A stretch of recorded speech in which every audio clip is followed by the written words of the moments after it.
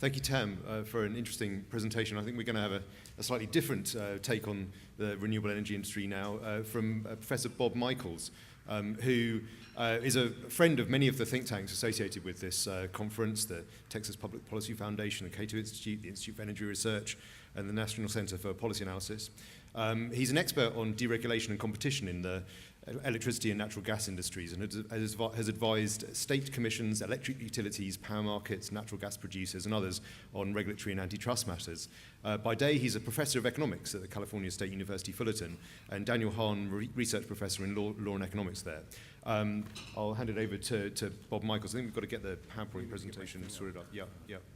Let's see, where's it hiding? Let's see if we can get this. It doesn't have a recent documents thing here. Okay, you find it. Great. Windows 7. No one really is yet.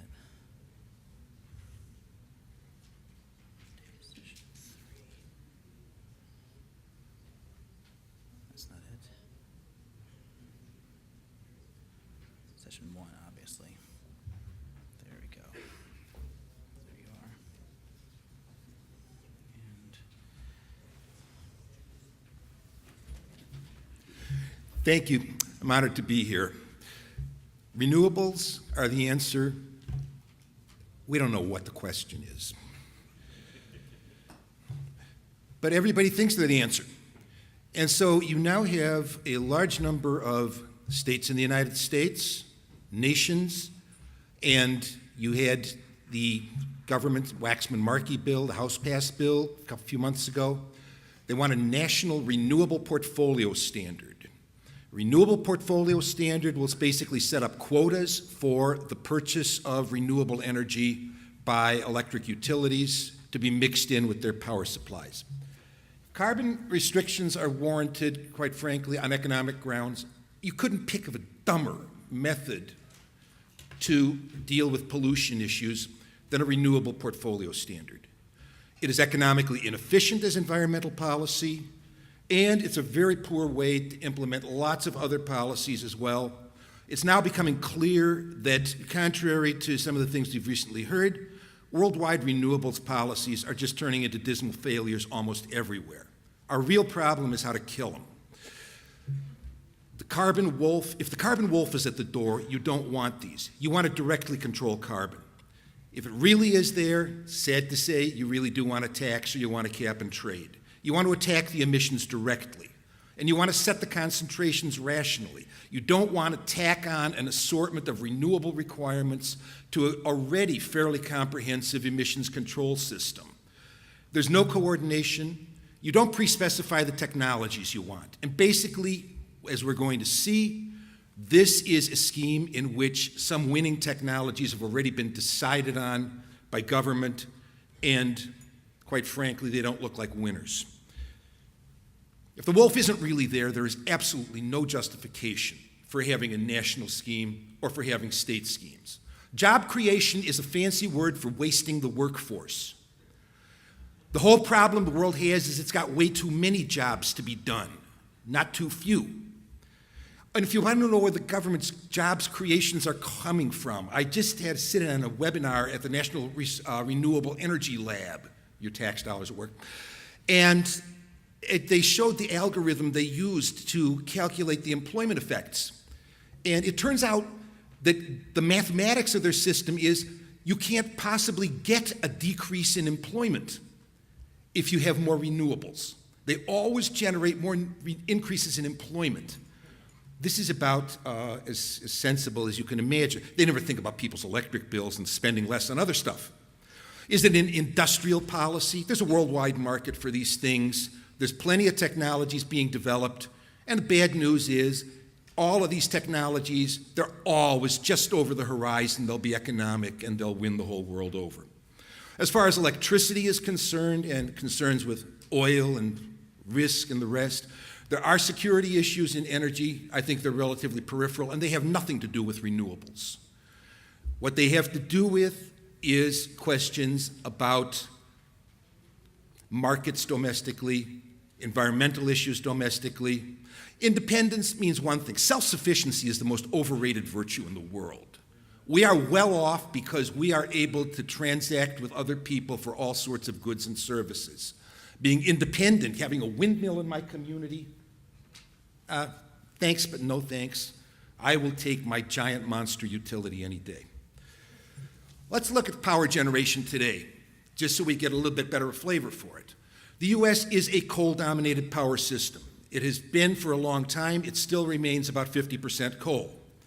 Natural gas is coming up for reasons that we're going to be seeing fairly soon.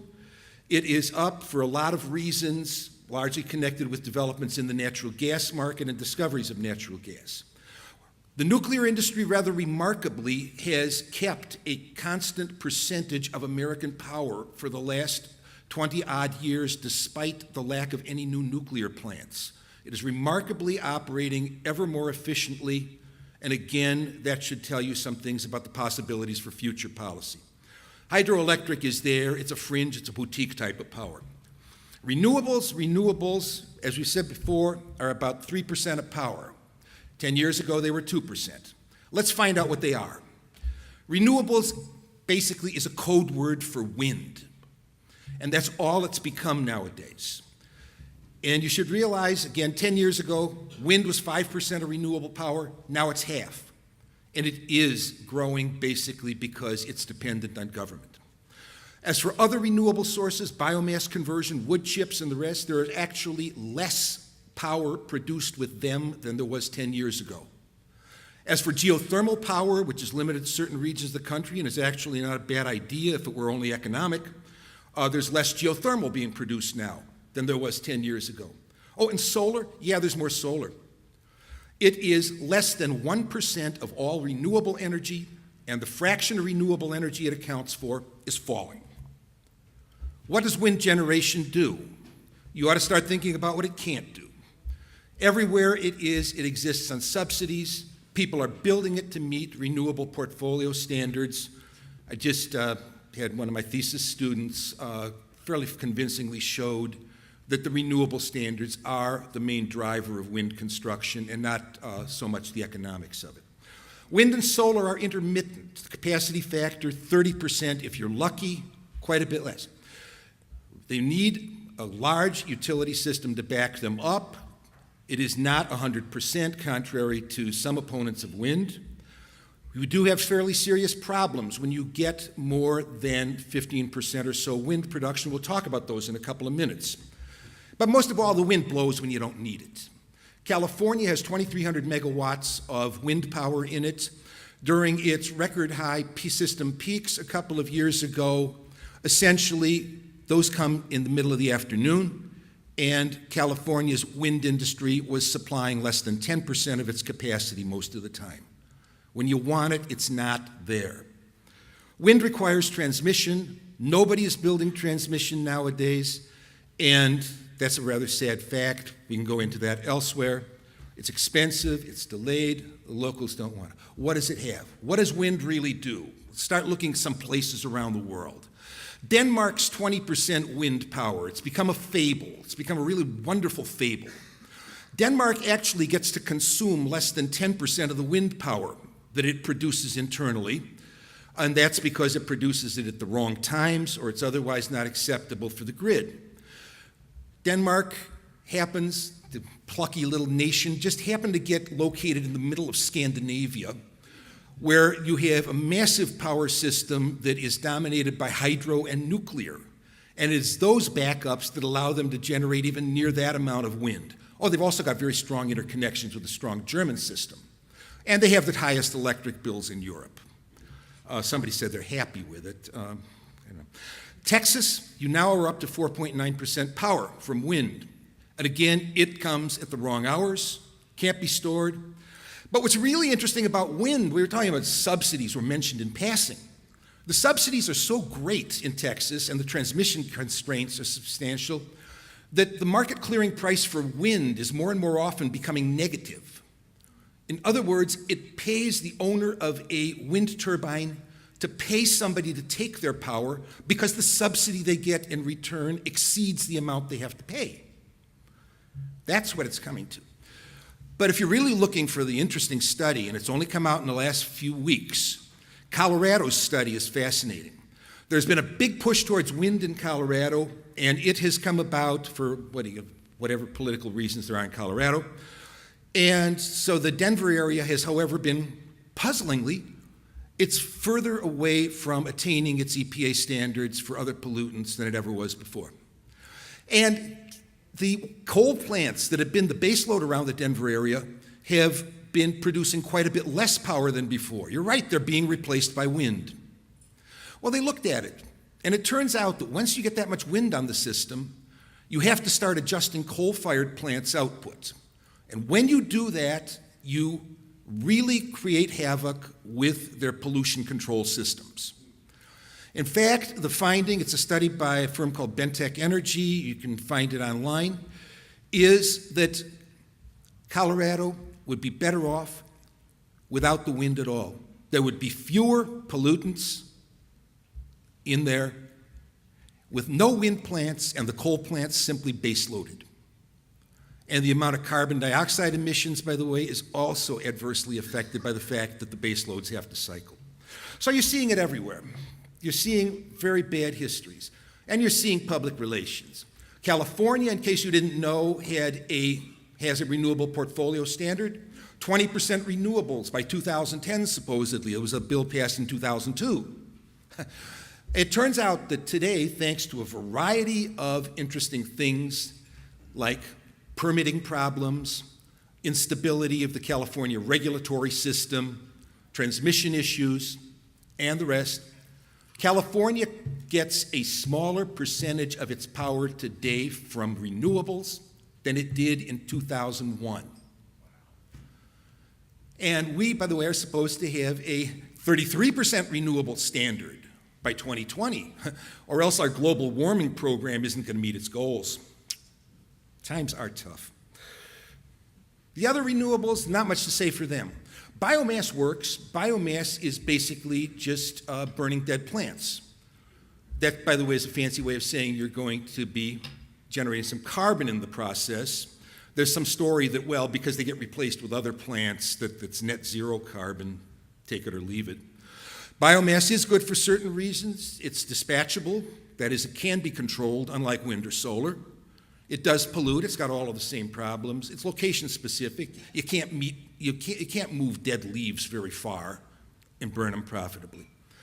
Geothermal works. Geothermal is borderline economic.